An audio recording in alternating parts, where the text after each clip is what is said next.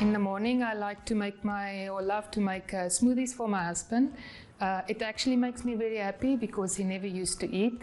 So at least now I know when I send him off, he's got something that can sustain him for the day. My recipe for my smoothies, depending on what I make, I give you a recipe for one person. It is 1 banana, 1 egg, raw egg for protein, a dash of milk, 2 or 3 tablespoons of plain yogurt, 3 dates. Apparently I was told that more than 3 dates is not appropriate. You can never take less. It needs to be an odd number, so 1 or 3 dates. Frozen strawberries, depending on how you like, 3 to 6. I usually put 6. Honey and oats is, that's it. That's my recipe. Sometimes I add nuts or chia seeds. Norm's breakfast is ready.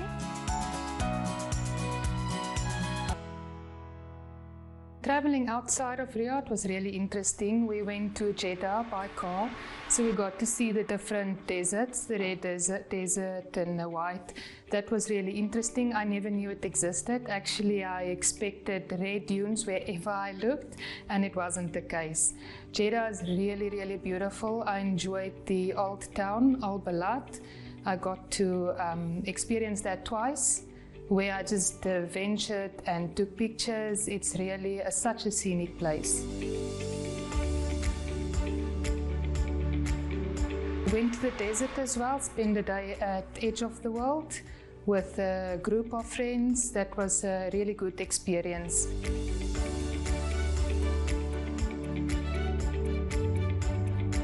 I haven't visited a museum yet, or I would really love to. I went to Masmak, Al Masmak, just there. I walked outside a bit. That was a really good experience. And the old town in Jeddah, it was good learning about the history and the old port and seeing the wood and different woods from all over the world as well. My day-to-day life is really stay at home or within my area where I live. Usually make breakfast for my husband, then he's off to work. I go for a walk, treat myself sometimes to the sauna or steam rooms. Thereafter, I really trying to find myself currently with not being busy and not working. Doing some introspection and trying some things at home, like painting and visiting or attending workshops. So my day-to-day life, there's no routine at all. I just take it as it comes.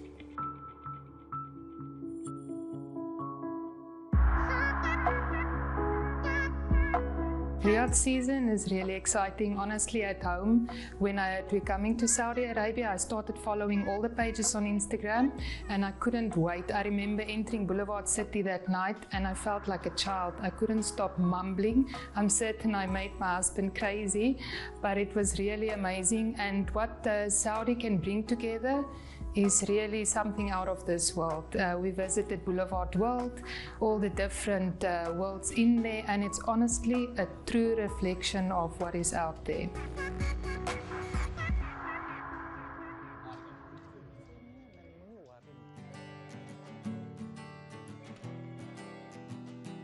The social circle that I found in Saudi Arabia is quite amazing. We found quite a large group of South Africans. They live close in my area and far from the area as well. We see each other quite often.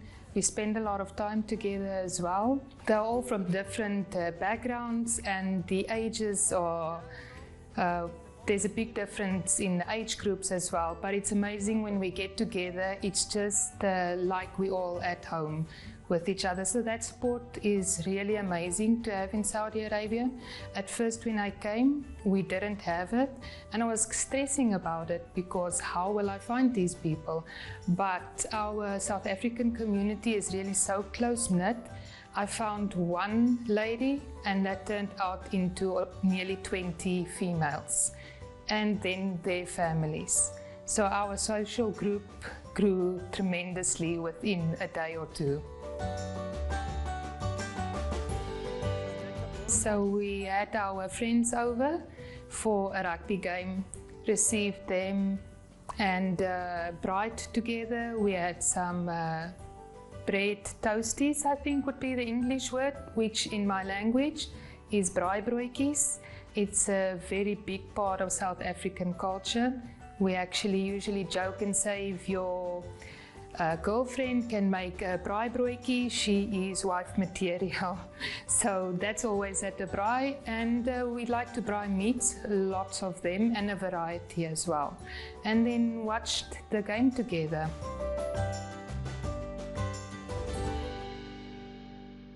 One of the things that underpins South African culture is sporting.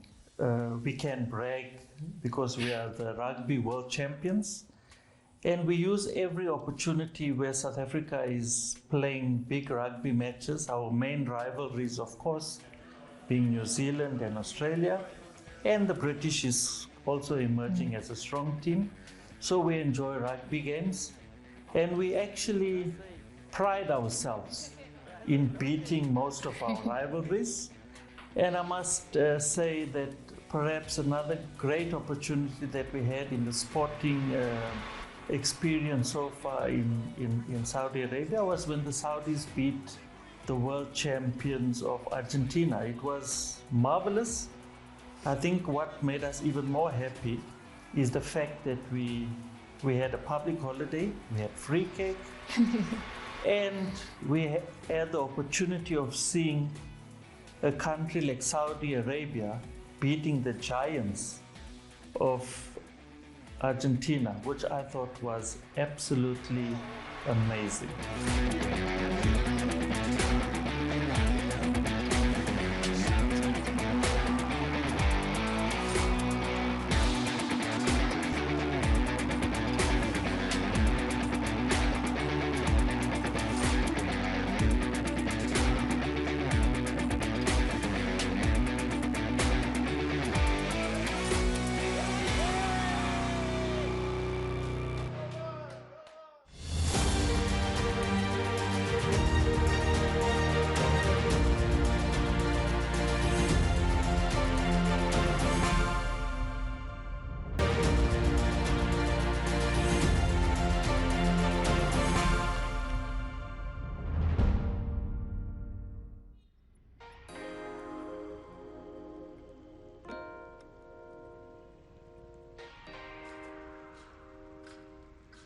After a long day, I like to rest with my husband, just enjoy a cup of coffee, watch some TV, and enjoy rusks as well. Rusks is a South African, I think I would say cookie, but it's long, and you get buttermilk, those with nuts, and it's tradition to dip as well. I know that I've seen sometimes people don't dip any cookies into their coffee, but it's a must as a South African to soften it up and enjoy the crust or the crumbs at the bottom afterwards.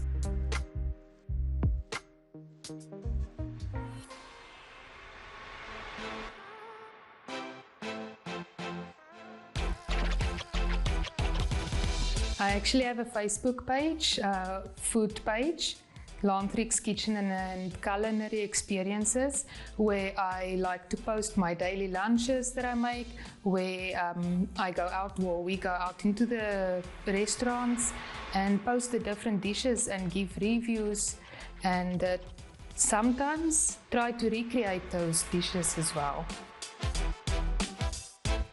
South Africa and Saudi Arabia are both hospitable countries. In Saudi Arabia, which I love most is when you enter most places or visit, is the Saudi coffee that you receive. That is really nice, and all the different coffees to experience that is really good.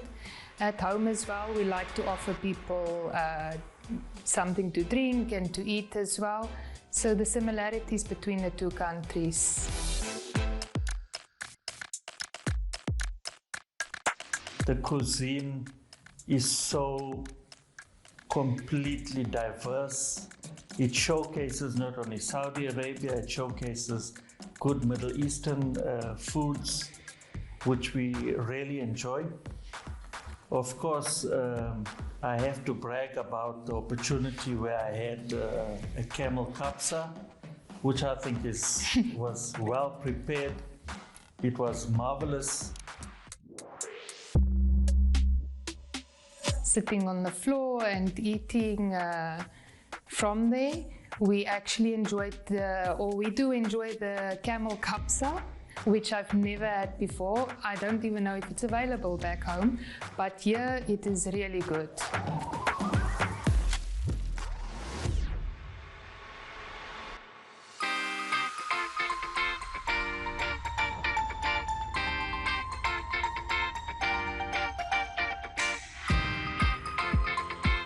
Hobbies? There wasn't much time for that when I worked, to be honest. Retail takes a lot out of you, and pharmacy as well. Currently it feels like I'm finding myself, which what I do like is binge watching series, but I don't think that's a hobby. I can also, I do enjoy walking as well, and then cooking now, which I really enjoy. Previously I could really not cook. My husband taught me how to cook, and now I really enjoy that.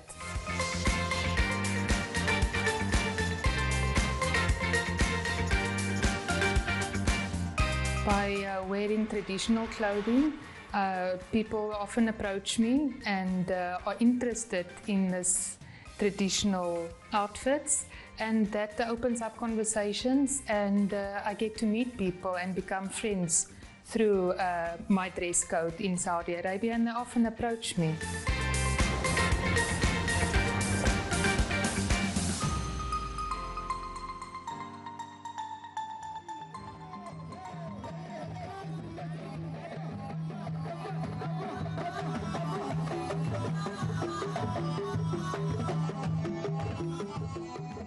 What I miss at home, I think for me, it's the independence and the working. I miss being busy. But other than that, and the greenery as well. I miss the green at home. And but other than that, Saudi Arabia is a really good life. And the people that I've met in Saudi Arabia as well makes it feel like home. So it's not really that hard and that you miss home that much, except for your family who's back home.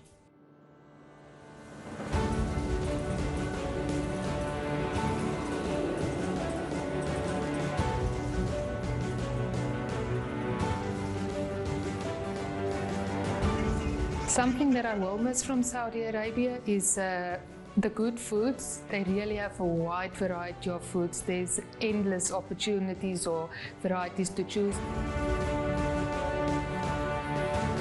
From the malls, the different shops, the offerings, the foods, the coffees, the roads, the people, everything is just different, and so good to experience and be part of this, especially the 2030 vision as well, just to be part of this and to show them how the country is really evolving currently.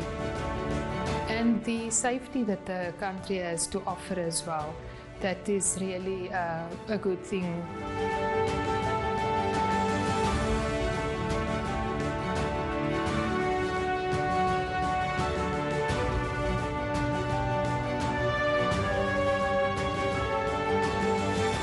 Vir al die Suid-Afrikaners by die huis, ek stel voor dat julle Saudi-Arabië eendag kom besoek. Dit is wonderlik om die land meer te leer ken. Daar is mooi kusdorpies om hier te sien, en die Saudis is vreeslike vriendelike mense.